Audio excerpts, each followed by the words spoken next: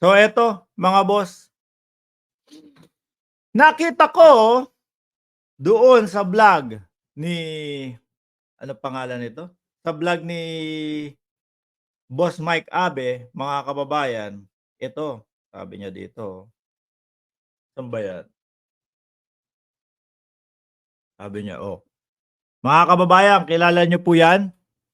Ayan po, eto si Mike Abe at eto po isang miyembro ng KOJC." Gagalit sila. Ayan, gusto ko pong makita ninyo.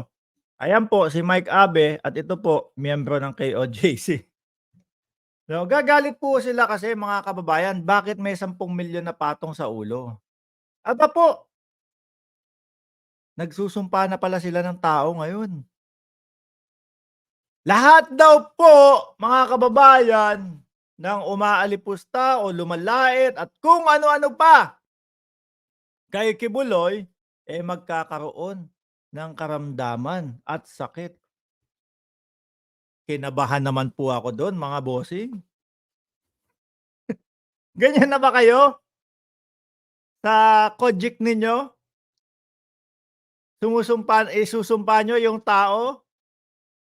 Anyway, hindi niyo naman din kasi masisisi ang taong bayan, kung bakit gano'n yung lumalabas sa mga bibig namin, kung bakit gano'n yung mga pang-aasar namin diyaan sa kekibuloy ninyo.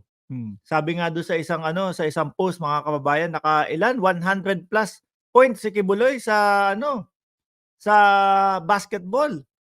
Sabi daw po, hindi man nakuha sa NBA si Kibuloy, yung National Basketball Association po sa Estados Unidos, kung saan mga naglalaro sila LeBron James.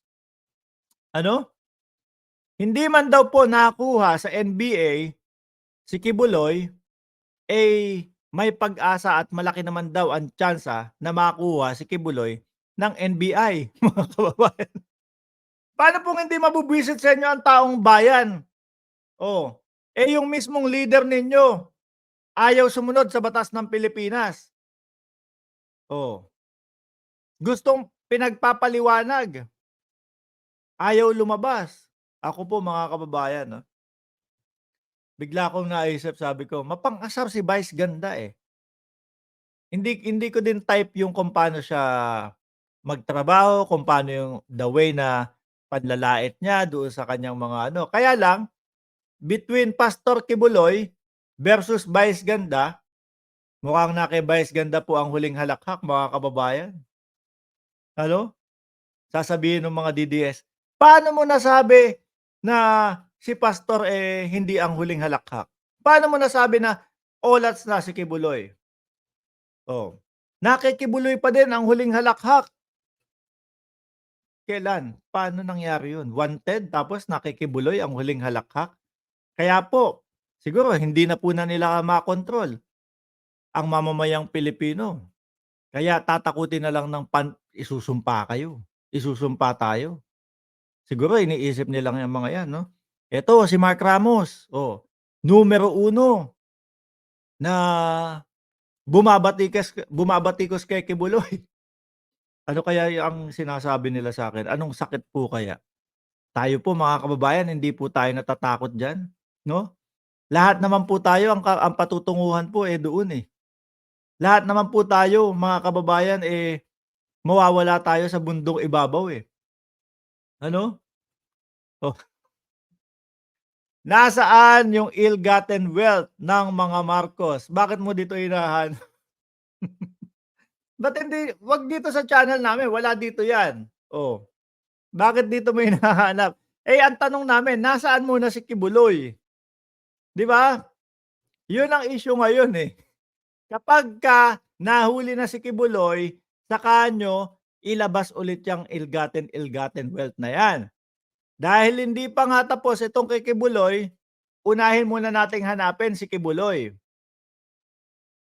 'di ho ba? At tanungin na din natin kung, nasaan ang ill-gotten wealth? Nasaan yung mga confidential funds? Nasaan na yung SALN na ipinangako dati ng dating pangulo na ilalabas pero hindi ilabas? 'Di ho ba, mga kababayan? lagot kayo kapagka kayo po, isinumpa nitong mga ano, nitong mga bataan ni Kibuloy. Mukhang malaliman pong magsumpa ito, eh. Siguro isa sa isusumpa ho nila mga kababayan si Mike Abe. Kasi ho 'di ba simula nung nag-walkout si Mike Abe, dun na po nag-umpisa yung ano, eh, mga kababayan, parang nagulo na po yung SMNI nila, eh. Paano gusto ni Kibuloy, diktahan si Mike Abe kung ano yung ibabalita, kung ano yung pagbabalita, si Mike Abe mahal ang pangulo at nakikita ang kagandahang ginagawa ng pangulo. Mga bossing, oh, sinunod ni Mike Abe kung ano yung nasa puso niya at kung ano yung talagang pinapaniwalaan niya, nag-walkout kay Kibuloy. Kaya tingnan niyo po yung mga ano diyan, yung mga taga-komento po diyan mga boss, kung sino-sino na lang po. 'No? Nawalan sila ng isang tunay na mamamahayag mga kababayan. At eto, para siguro akala nila, matatakot nila ang sambayan ng Pilipino lalong-lalo na yung hindi pumapabor o hindi sang-ayon kay Kibuloy, eh, gagantihan nila o sasabihin nila na isusumpa kayo, 'di ho ba? Kasi ang mamamayang Pilipino, karamihan ho sa'tin naniniwala po dun sa ano, sa mga pamahiin po, eh. Pero 2024 na ngayon, wala na, 'no? Yang mga pasumpa-sumpa ninyo baka bumalik sa inyo 'yan. Yang mga pasumpa-sumpa ninyo, baka kay Kibs bumalik iyan, biglang bukas, masakote na itong si Kibuloy. Lalo pa ngayon, mas madami po ang nagkaka-interes na tumulong sa ating gobyerno dahil ang kulit ni Kibuloy, ayaw lumabas, eh. 'Di ho ba? Lalo ngayon, na talagang pati ang dating presidente ginagawang katatawanan itong kaso ni Kibuloy. Alam ko kung nasaan si Kibuloy, oh, pero secret lang, gano'n daw po. Hindi na nakakalimutan yata ng dating presidente na merong mga tumatangis.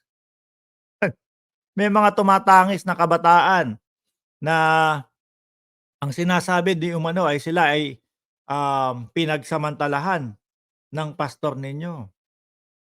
Pero ano, um, 'di ba kayo, KOJC, isang religion, oh, dapat magagandang asal. Dapat nga sinisigaw niyo diyan lumabas na si Kibuloy, 'no, hindi yung isumpa natin sila o gano'n. Ano 'yan, pagka may mga sumpa-sumpaan ng gano'n kulto na tawag diyan, hindi na relihiyon, 'di ba? Kulto na ang tawag diyan. Yung humiling ka, 'no, sa may likha ng ikasasama ng ibang tao, hindi na ho maganda yon at hindi na ho relihiyon ang tawag diyan, kundi kulto na po talaga 'yan mga kababayan.